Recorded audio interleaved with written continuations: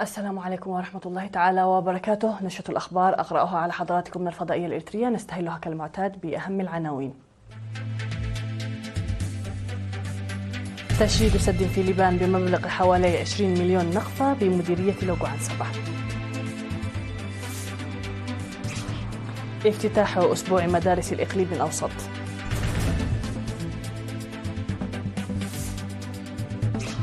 ندوة حول المشاركة المتكاملة للشباب والمرأة في التنمية الزراعية في إقليم شمال البحر الأحمر. في الأنباء العالمية عشرات القتلى والجرحى بغصب متبادل، وباكستان تعلن إسقاط مقاتلات هندية. محادثات تجارية أمريكية صينية في سويسرا في هذا الأسبوع.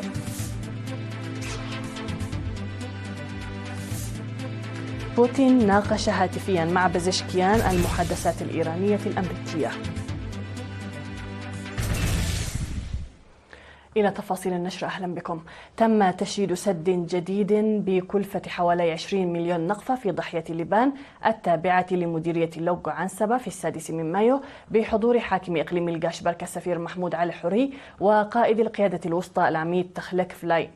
وأشار منسق المشروع المهندس تمسجن غويتوم إلى أنه تم الانتهاء من بناء السد الذي يبلغ طوله 17 مترا وعرضه 13.5 متر بسعة 340 ألف متر مكعب خلال 7 أشهر بفضل تفاني الأهالي وأفراد قوات الدفاع. وذكر مدير ضاحية لبنان السيد تسفاي كستة أن السد يهدف إلى حل مشكلة نقص مياه الشرب للاستعمال المنزلي والماشية ومصدر مياه للزراعة المروية، مشيدا بالمساهمة الفاعلة لمنتسبي الجهات المشاركة في العمل ووحدات قوات الدفاع. وأشاد مسؤول الوحدة التي قامت بالعمل أن الشعب وإدارة ضاحية لبنان قاما بمبادرة هامة مكنتهم للقيام بعمل ناجح في إنجاز السد، وخاصة التشجيع الذي ظل المواطنون يقدموه لقوات الدفاع. وأضاف حاكم إقليم القاشبركة سفير محمود علي حوري ومدير مديرية لوغو عنصبة السيد أبراهام حاغوس أن المبادرة التي اتخذت لحل نقص مياه الشرب في المديرية ستحفز أيضا برامج التنمية الأخرى بإثراء المياه الجوفية. وقال السكان الذين كانوا يضطرون إلى الذهاب لمسافات طويلة للحصول على مياه الشرب معربين عن سعادتهم بالسد الذي اكتمل في أقل من عام، مؤكدين أنهم سيحافظون على مرافق المشروع بالاستعمال الجيد. وفي الختام تم توزيع الشهادات التقديرية على المساهمين في العمل. افتتح أسبوع مدارس الإقليم الأوسط رسميا بمناسبة الاحتفال بعيد الاستقلال 34 في قاعة دبعت بمديرية أخرياء. وفي كلمته في حفل الافتتاح قال حاكم الإقليم الأوسط السيد فسحاية حيلة إن إطلاق برامج الاحتفال بيوم الاستقلال في المدارس يسلط الضوء على الدور المهم للمدارس في رعاية الطلاب وغرس الوطنية والحفاظ على القيم التي تتجاوز التعليم الأكاديمي. وحضر الحفل كبار المسؤولين على رأسهم مفوض الثقافة والرياضة السفير زمدة تخليه ورئيس مجلس الإقليم الأوسط السيد أبراهام سمرة. ويستضيف أسبوع المدارس في الإقليم الأوسط والذي يستمر حتى 20 مايو مجموعة متنوعة من الفعاليات في 116 روضة أطفال و79 مدرسة ابتدائية و40 مدرسة متوسطة و22 مدرسة ثانوية.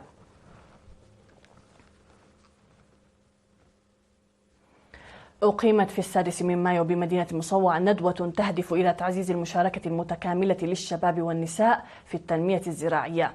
وتضمن برنامج الورشة تقديم ومناقشة أوراق عمل حول الفرص والتحديات ومشاركة واستعداد الشباب والنساء في التنمية الزراعية والخطط الاستراتيجية الزراعية الخمسية وأهمية سلامة المنتجات الزراعية والمشاريع الزراعية المصغرة والمربحة. وأوضح مدير عام قسم الزراعة والأراضي السيد ميكائيل تكيه أن الهدف هو دعم الخطة الاستراتيجية الثالثة للفترة ما بين 2024 و 2028 التي تنفذ تحت شعار الغذاء الآمن والمغذي للجميع في كل مكان، مضيفا أنه يعتقد اعتقادا راسخا أن أهمية ومساهمة الشركاء في نجاح البرنامج ستكون كبيرة. وقال المدير العام لإدارة التشريع والرقابة بوزارة الزراعة السيد تخلآب مسكنة إن البرنامج الذي تم تنفيذه حتى الآن مشجع من حيث المناخ والتركيب الجغرافي للإقليم، مؤكدا دعم الوزارة الدائم في هذا الصدد. وفي هذه المناسبة شارك المزارعون النموذجيون بتجاربهم، بينما قدم ممثلو الاتحاد الوطني للشباب والطلبة والاتحاد الوطني للمرأة كلمات تضامنية. وأخيرا حث المدير العام لقسم الخدمات الاجتماعية في إقليم شمال البحر الأحمر السيد رزان في السها حث الشباب والنساء على التضافر، نظرا إلى أن مساهماتهم في التنمية الزراعية بشكل عام وزيادة الإنتاجية وتوليد الدخل في اقتصاد البلاد بشكل خاص ليست بالأمر السهل. اختتم اليوم 7 مايو مهرجان كلية ماي نفحي للعلوم 12، الذي شمل فعاليات ومنافسات علمية وثقافية ورياضية بالإضافة إلى الابتكار والصناعة، ونظم تحت شعار مهنتنا لمجتمعنا على مدار الأشهر ال7 الماضية. وحضر المراسم المصحوبة للمعارض التصويرية وعروض بالطلاب المدير التنفيذي للمؤسسات الوطنية للتعليم العالي الدكتور هيلم محزون، ورئيس الاتحاد الوطني للشباب والطلبة السيد صالح أحمد دين. وأوضح ممثل اتحاد الشباب في الكلية الشاب رمضان محمد نور في كلمته أن المهرجان محطة مؤثرة في تنمية قدرات الطلاب وإبراز مهاراتهم والاستفادة من فرص مشاركة ابتكاراتهم وخبراتهم الشخصية، مما يقوي وحدة الطلاب الوطنية ويغرس القيم الوطنية وتوريثها إلى جانب دراساتهم الأكاديمية وإثراء الروح التنافسية الدافعة للإنتاجية. وشكر عميد كلية ماي نفحي للعلوم البروفيسور جبراي أسقودون بدوره الجهات المشاركة في تنظيم هذا الحدث الذي ينظم سنويا بتعاون اتحاد الشباب والكلية بهدف خلق منصة لتعريف المجالات العلمية للتخصصات والعلوم المكتسبة في الكلية وفرصة تعرف الطلاب لمواهبهم الفنية والرياضية إلى جانب التقدم العلمي. وتم توزيع الجوائز على الفائزين في مختلف المنافسات. كما قدم عضو المكتب المركزي للجبهة الشعبية للديمقراطية والعدالة سيد أحفرم تولدي سيمينارا للطلاب والمشاركين تحت عنوان الحرب النفسية. يتم إرساء البنية التحتية الجديدة للاتصالات في مديرية ماي لتوسيع خدمات الهاتف المحمول. يشمل المركز المشيد بتعاون هيئة الاتصالات الإريترية والشركة بالدهول للإنشاءات العامة معدات الاتصالات المتطورة والبرج ومحطة الطاقة الشمسية. وأوضح مدير مديرية ماي العقيد أبراهام هايلي أن مناطق واسعة في المديرية لم تحصل على خدمات الهاتف المحمول بسبب تضاريس المديرية. وقال إن خدمات الهاتف تعد من أهم متطلبات الأنشطة الاجتماعية والاقتصادية، مشيرا إلى أن إرساء البنية التحتية للاتصالات لن يلبي مطالب الشعب فحسب، بل سيكون أيضا حلا رئيسيا في نجاح الأعمال الحكومية. تقع مديرية ماي على بعد حوالي 90 كيلومترا جنوب مدينة مندفرة، وتضم 76 قرية في 17 إدارة ضاحية.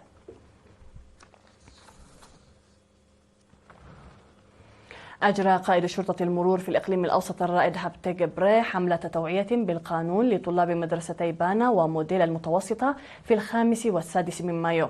وأوضح الأضرار الجسيمة التي تحدثها الحوادث المرورية على حياة المواطنين واقتصاد البلاد، وذكر الطلاب بضرورة الجدية في هذا الصدد، حيث يمكن منع عواقبها من خلال الالتزام بقوانين المرور. ودعا الرائد هابتي الطلاب إلى زيادة معرفتهم بقوانين المرور لحماية أنفسهم من الحوادث وتأثيرها، حيث أن عدم معرفة القانون لا يعفيهم من المسؤولية.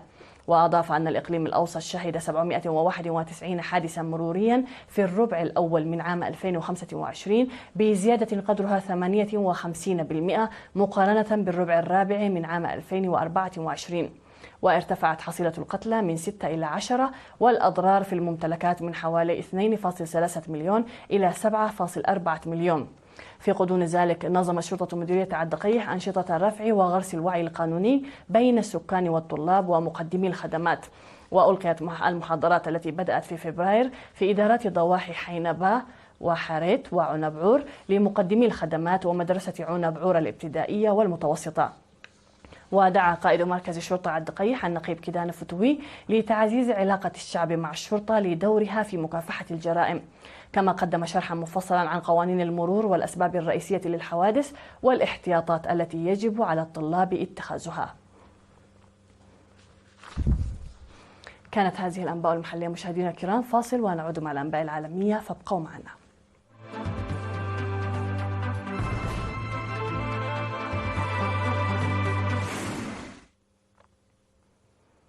على الصعيد العالمي، أعلن المتحدث باسم الجيش الباكستاني مقتل 26 مدنيا على الأقل وإصابة 46 آخرين بجروح في ضربات للجيش الهندي على 6 مواقع في باكستان وفي تبادل لإطلاق النار بين الجيشين بمنطقة كشمير. وأفادت وكالة أسوشيتد بريس نقلا عن مسؤول باكستاني بأن من بين القتلى 13 شخصا لقوا حتفهم جراء قصف هندي على مسجد بهاوبور في باكستان. كما نقلت رويترز عن مسؤول هندي قوله إن 10 أشخاص قتلوا وأصيب 48 آخرون في قصف باكستاني استهدف الشطر الهندي من كشمير. وقال وزير الدفاع الباكستاني خواجة محمد آصف إن بلاده أسقطت 5 مقاتلات عسكرية هندية وطائرة مسيرة. ونقلت رويترز عن المتحدث العسكري الباكستاني الجنرال أحمد شريف قوله إن الطائرات الهندية التي أسقطت هي من طراز رافال، وواحدة من طراز سو 30 وأخرى من طراز ميغ 29. كما ذكرت وكالة الصحافة الفرنسية أن مصدرا أمنيا هنديا أكد تحطم 3 طائرات حربية هندية داخل البلاد لأسباب مجهولة.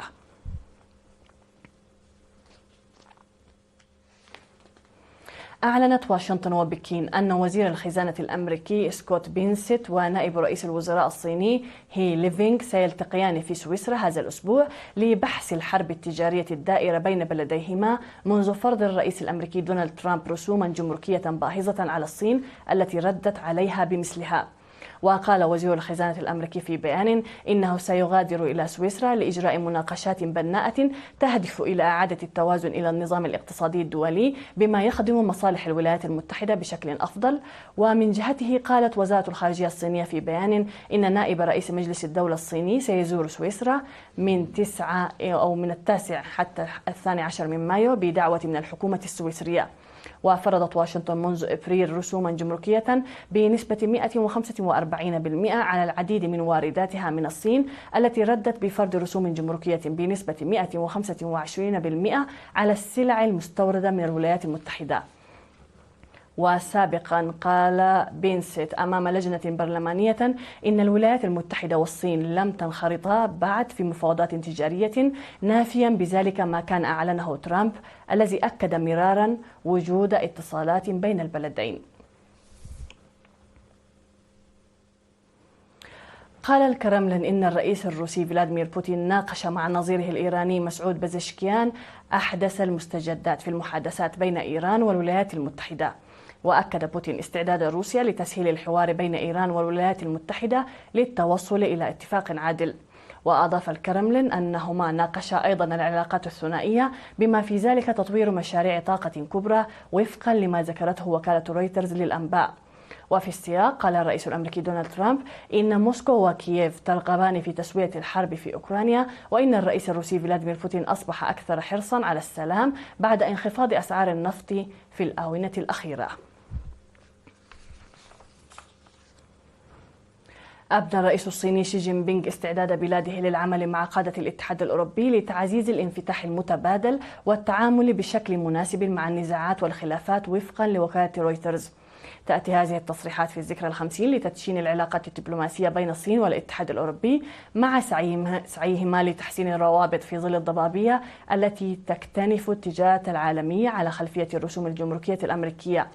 ولم يتطرق شي إلى الولايات المتحدة في تصريحاته، لكن بكين تحرص على توثيق الروابط الاقتصادية والسياسية مع أوروبا للحد من تبعات الرسوم الجمركية التي أعلن الرئيس الأمريكي دونالد ترامب فرضها على معظم صادرات الصين.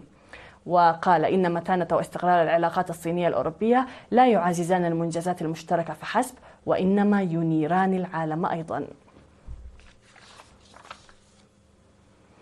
مشاهدينا الكرام، إليكم تذكير بالعناوين قبل ختام النشرة. تشييد سد في لبنان بمبلغ حوالي 20 مليون نقفة بمديرية لوغو عنسبة. افتتاح أسبوع مدارس الإقليم الأوسط.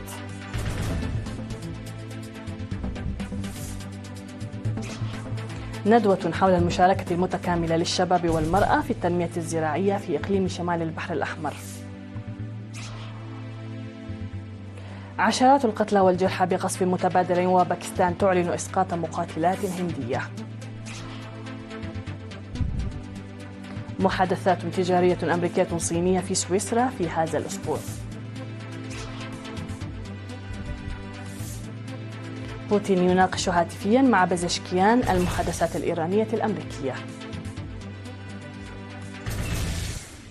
نهاية النشر مشاهدينا الكرام، شكرا لكم على حسن المتابعة، والسلام عليكم ورحمة الله.